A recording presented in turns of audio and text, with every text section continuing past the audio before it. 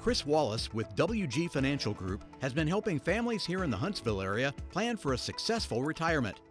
Chris strives to understand all of your financial needs to help guide you on the path to your retirement goals, creating income in retirement, maximizing your savings, and minimizing taxes. Chris has the strategies you need to help you sustain a successful retirement. Welcome to the Rocket City Retirement Show with Chris Wallace. Welcome to the Rocket City Retirement Show. I'm Lou Ann Fulmer. Today joining me, Chris Wallace, president of WG Financial Group, located right here in Huntsville.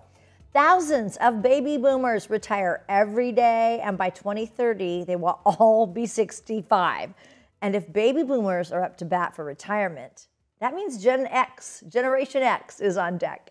And we're going to talk about how baby boomers can prepare for retirement today, and then what Gen X should be thinking about for their retirement in the future. Chris, it's great to be here with you again today. Yeah, great to be here with you as well, Luann. So 10,000 baby boomers are turning 65 every single day. I find that hard to believe, but it's the truth, okay? So when you have that many people retiring, leaving the workforce at the same time, what could be the potential impact on our economy?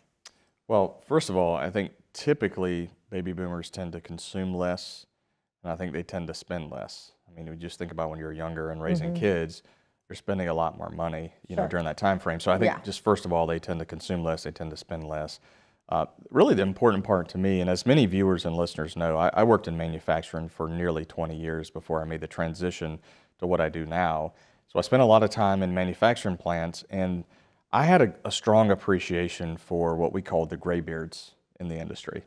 So when I was younger, the graybeards were the guys that had been there 20, 25 years. They had a lot of experience. They were who you would go to if you couldn't get, you couldn't solve a problem. You could always go to Johnny or whomever in the tool shop, and he's been there for a long time, so he's seen a lot of stuff. Yep.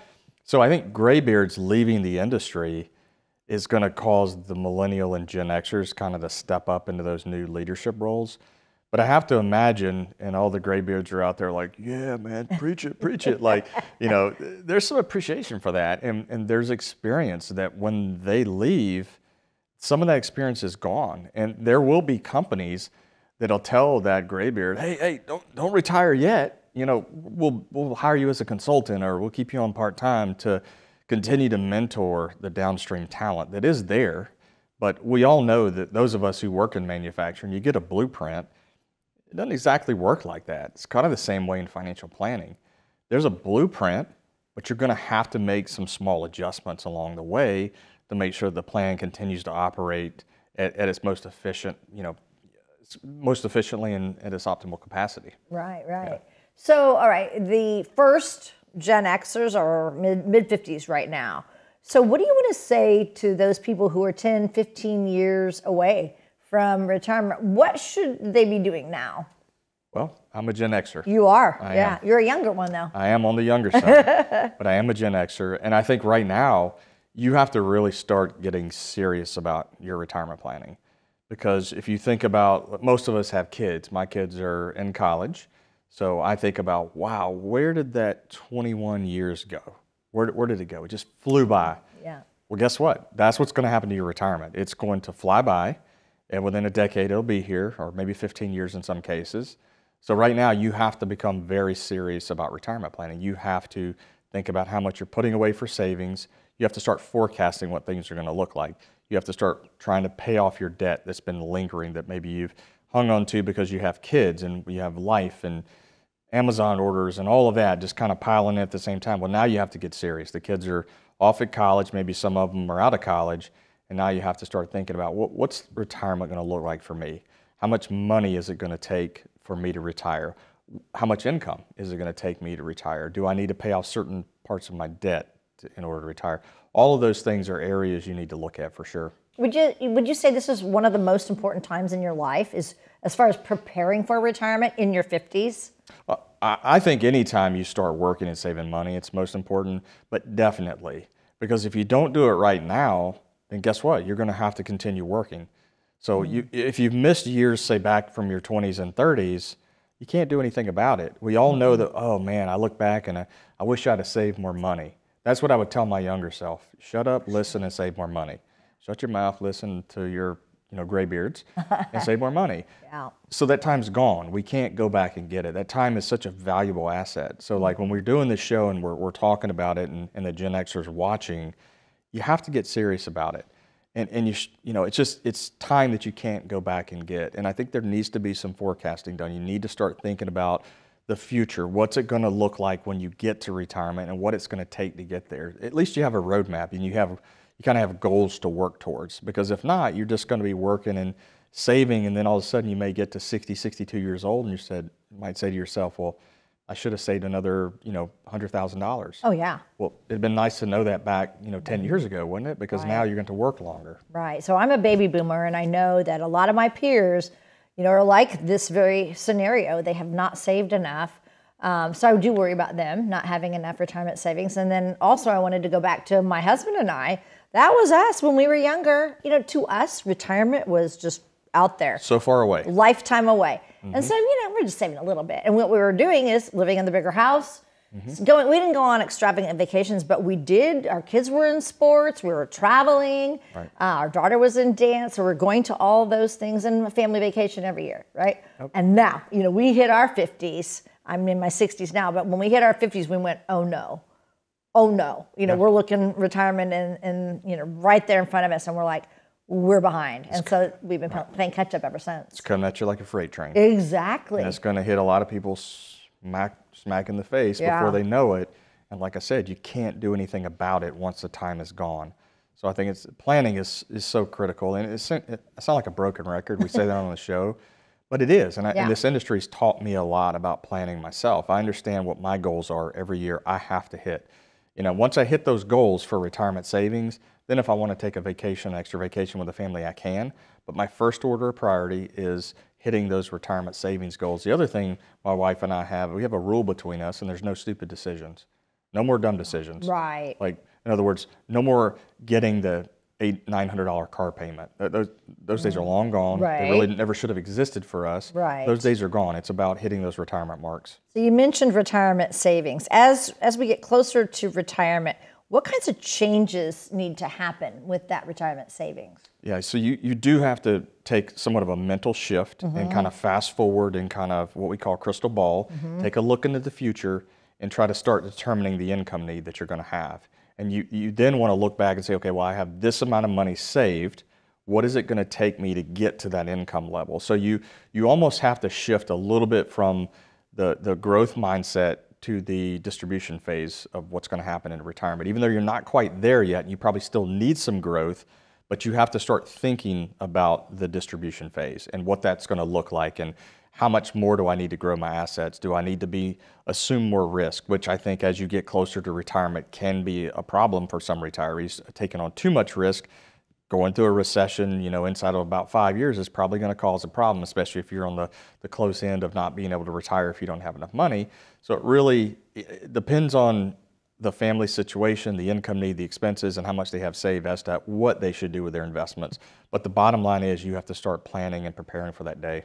Right. Okay. Very good. Coming up next, if you are part of the sandwich generation, that's a tough spot to be in. But Chris has some strategies for you to keep in mind. So we'll be right back with all that. The Rocket City Retirement Show continues right after this.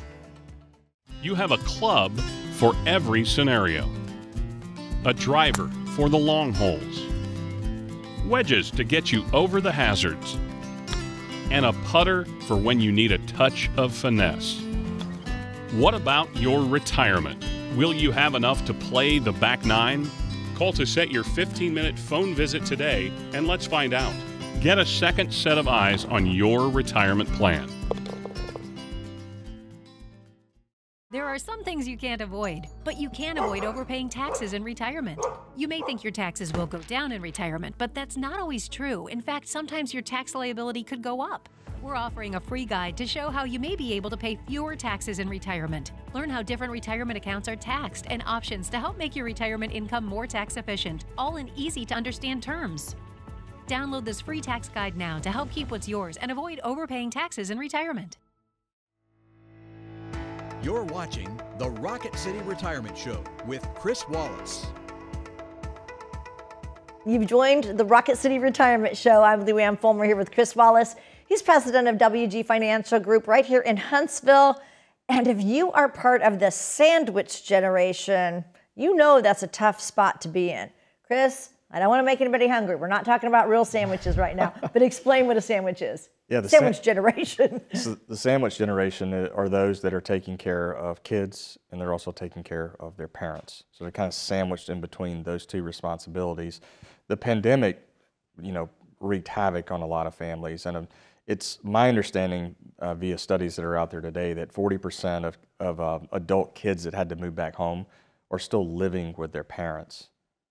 It's a shocking statistic. Yes, very it is. Shocking. Right. And also those numbers tell us that 35% of those parents are still taking care of the kids, so much so that it has kind of had a detrimental effect on their retirement plan.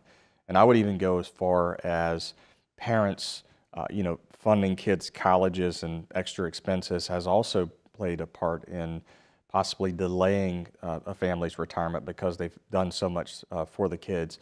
My outlook on that is just my opinion to offer for what it's worth is I don't think a parent should jeopardize their retirement in some cases. I think there are situations where kids can kind of help pay for schooling a little bit. I know that I paid for my school myself. Not saying that in a bragging sense. It is what it is, and I was able to do that, so that's what I did. But I think sometimes parents feel the obligation. We want to feel like we're launching our kids into adulthood, so we want to do that. But sometimes I've seen situations where maybe the child doesn't have to go to the big name university. Maybe they could do some community college first. I know that we want our kids to have that experience and all of that. But that can also hurt our retirement and cause us to have to work a little bit longer and or not have as much saved so that we have that comfortable retirement. So it is a fine line. And as a parent of three, I get it. I completely understand. But I have seen things that have made me realize that in my personal situation, these are kind of how I want to handle it based on some circumstances that I've seen. I know my dad, it was the parents of baby boomers, who were paying for college educations, and I do agree it doesn't have to be that way. They just kind of set the precedent, and then it seemed to follow with the next generation. I think it's a good idea, but I think you also have to assess your entire situation. Some people literally can't afford it, but they do it anyway. Right. And kudos and much respect to them for doing that, but their retirement's just going to look different because of that. Exactly. That's what I wanted to ask you about, the impact that has on your retirement. If you had been helping, let's say, your parents as a caregiver, and then you did have to step in somehow to financially support your children, your adult children, maybe help them out with a house or a divorced, child. Yeah, for life, Right, life happens. Yeah, life happens, right? So with a parent, normally what you're going to see is you got maybe two working, husband and wife. Mm-hmm. Usually the wife is going to be the one to caregive for a parent, especially her own parents for sure. And so then you have one person leaving the workforce. So that's one less salary. That's one less 401k contribution going into retirement savings. So now you have just one salary. And we know as working individuals, there are limits on what we can put into those retirement plans. So having the ability for only one person to do that, it does hinder the growth of assets that is going to carry you to and through retirement. So that can be a problem. If the spouse does come back to work, there's that gap of time that was missed, and they couldn't put money into savings. Right. But then we've got our kids, and now we're putting money out for college and cars and homes, and again. The thing is, that's the great thing about family. We're literally willing to do whatever it takes to help our family out, even even if it hurts us the most in being able to retire or not being able to retire on time. So definitely, it definitely causes a problem for those getting ready to retire. And again, I'm not saying you're right or wrong. I'm just saying that it can be a problem. I've seen it. So what would be some strategies then people could think about if they are feeling that pinch between taking care of their aging parents and their children, their adult children?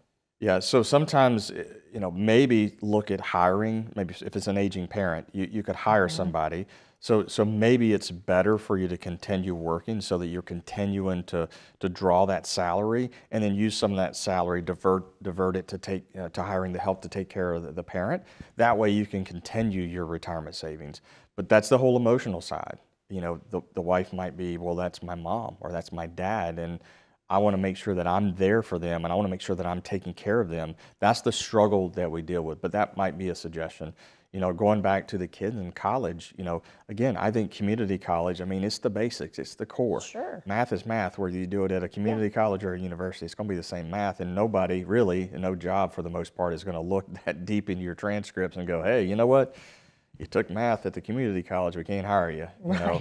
So I think there's economical ways to do it. You might also have a conversation, you know, with your kids, and most kids would understand. Most kids would understand. Say, hey, look, mom and dad literally can't afford to do this without jeopardizing our retirement. Can we talk about some cost sharing between, you know, us and the child? Right. I think that's so important, because the kids then have, you know, they have an input in their education. If they maybe work towards, you know, going to school, then they're going to value it more, you know, and just kind of be more part of their own education. And then maybe they don't really want, then maybe they wouldn't really want to go to college. Like, There's skin in the game. That's what I'm trying to say. There's skin in the game. And I'll tell you a personal story. So my sons went to community college, and we were able to get some of it on scholarship. That was part of the agreement with me and my sons, was, you know, you maintain the scholarship, and then you can go pretty much wherever you want to go in state. I'm not going to pay out of state tuition. Right. You know, there's plenty of good schools in state, so go wherever you want at that point. But I need you to maintain that scholarship. Well, guess what happened? My son lost his scholarship. Oh, man. He didn't try as hard as he could have tried. So guess who paid for his next 2 semesters of school? He did. He did. And he told me, and this is what he told me. He said, Dad, don't bail me out. He did. Don't bail me out. This is my mistake. Wow. And I'm going to work for it, and I'm going to pay for it. So again, not saying that in a bragging sense, but my son also knew that he messed up. Yeah. And he came back and he's like, Dad, don't bail me out. I got to pay for this. So, I mean, that's hard to go on TV and mention that, but that's reality. We all have family issues that we deal with at home, and that's not really an issue. That's called life. That's a learning experience. My son was able to learn from that. Yeah. And, you know, it's made him a better young man today because, you know, he had some skin in the game and he had to rescue himself, essentially. Right. And then, you know, back to the taking off from work and caring for a parent.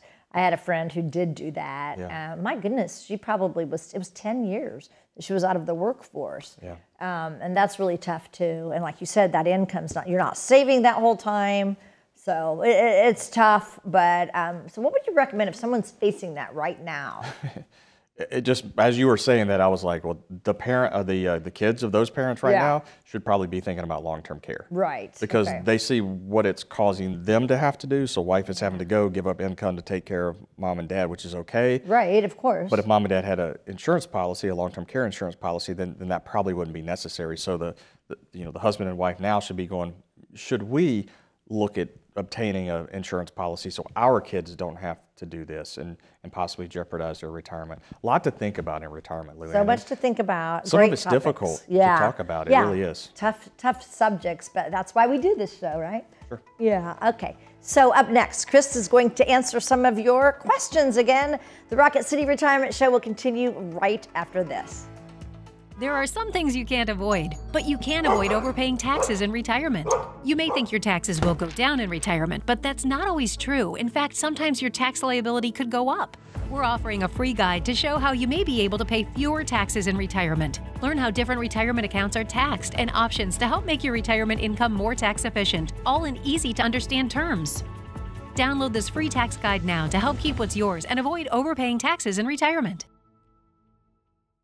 You have a club for every scenario. A driver for the long holes. Wedges to get you over the hazards. And a putter for when you need a touch of finesse. What about your retirement? Will you have enough to play the back nine? Call to set your 15-minute phone visit today and let's find out. Get a second set of eyes on your retirement plan.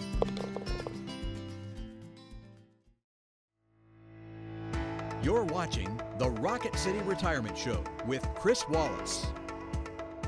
So glad you've joined us today. This is the Rocket City Retirement Show, and now it is time to get to some of your questions that you have for Chris today. You ready to go? Let's do it. All right. First question here is from Elaine in Athens. She says, I'm worried about taxes when I retire. I've heard you mention using life insurance for tax-free income in retirement. Does that really work? Well, Elaine, I don't think you've been watching my show if you heard me say that I use life insurance as a tax-free stream of income in retirement. I know there's a lot of financial advisors out there. You hear a lot on the radio.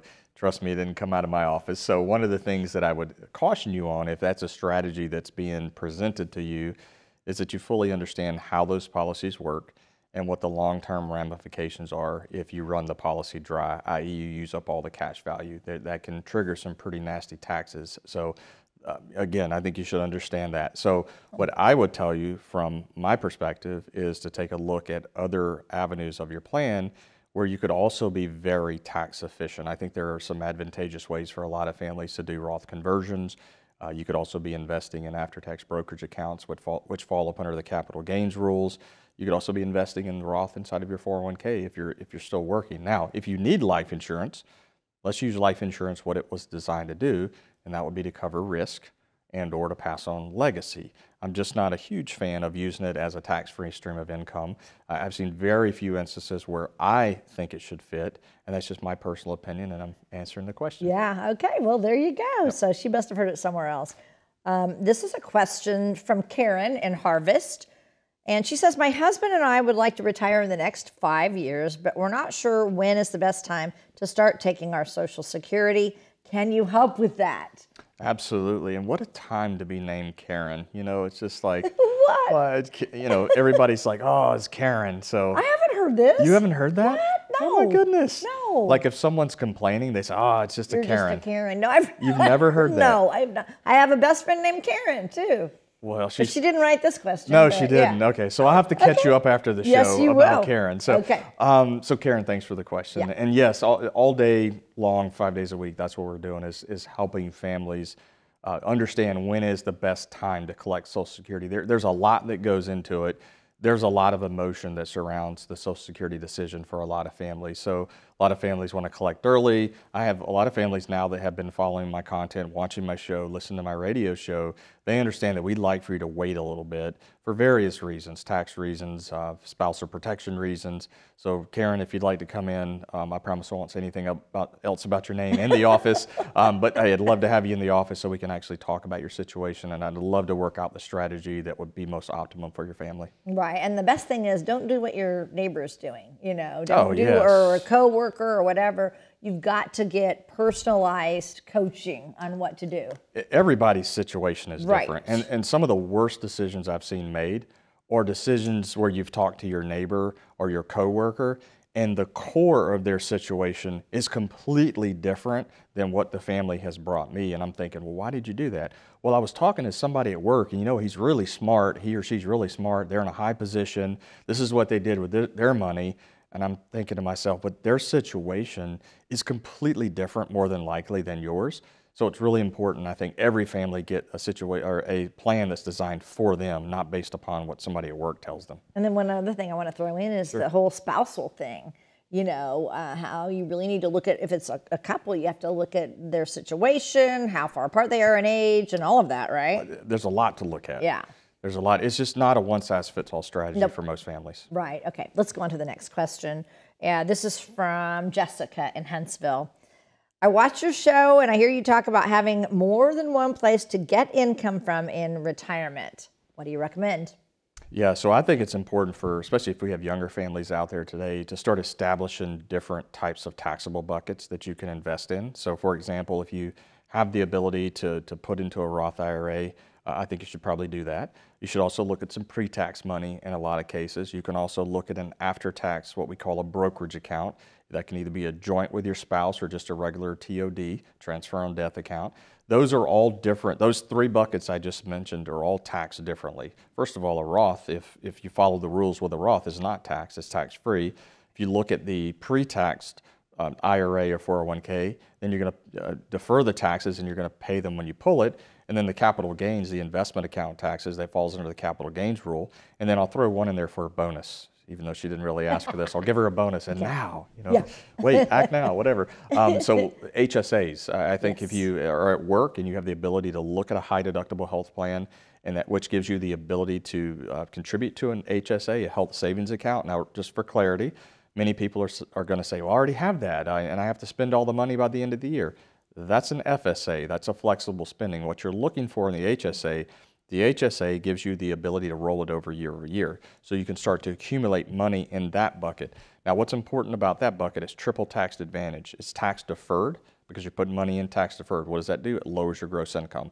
It grows tax free, so that's tax advantage number 2. Tax advantage number 3 is you can distribute it for qualified medical expenses tax free. So it's triple tax advantage. The word high deductible in the health plan scares a lot of people away, but they are magnificent vehicles for a lot of families to potentially use, and I would highly encourage many families to take a look at that, especially during their election period in the fall. And you're talking the HSA. The HSA. The But you gotta have, okay. Yes. you gotta have a high deductible health plan that qualifies for you to be able to contribute to an HSA. Okay, very good. Thank you.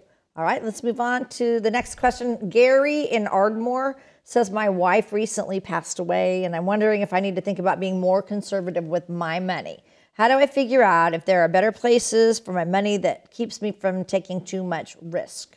Yeah, so first of all, I'm sorry, Gary, that you lost your spouse. We've had a lot of widows and widowers this year. It's been a rough year in our client base, so I know it's a tough situation emotionally to go through.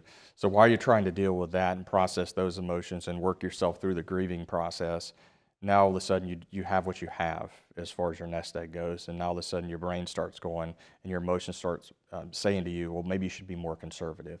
And I think right now is a good time to, depending on where you are in the grieving process, I think it could be a good time for you to sit down with a professional, someone like us, to kind of walk you through what we think you should do. Now, there are vehicles out there today that allow you to capture some of the market upside but not have any of the downside risk. And so those vehicles are not right for some. They're okay for some. It really depends. But there are other types of vehicles that can allow you to take less risk and also achieve some market return. So again, I think that's a conversation without getting into too much on the air. Okay. I think it's a good conversation for you to have with a financial professional. Again, we're glad to do that. We're glad to help in any way that we can. And again, I'm just really sorry about the loss of your spouse. It's a tough situation. Very tough. I just hate that. You've had a lot of that in your firm here this last year. I hate that. It's different when it's a widower because I've been to a funeral here recently where I had a client lose his wife, and to watch a man cry is just different than to watch a female cry. It broke me at the funeral. I'm so sorry. It did. It was tough. Yeah. Just in the time that we have left, any other quick things that people are talking to you about when they come in? Yeah, just on that note of losing a spouse, that's why I do feel like it's important for a husband and wife to have a relationship with a financial advisor. That way, when that time happens unexpectedly, because it most of the time will happen unexpectedly, that way you at least have somebody to go sit down with. Okay, very good. Thank you, Chris.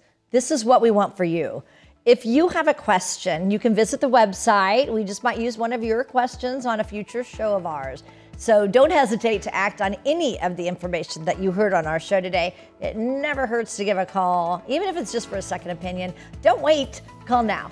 For Chris and the team at WG Financial Group, I'm Lou Ann Fulmer. Have a great day and an even better retirement. This program was sponsored by WG Financial Group, where your retirement matters.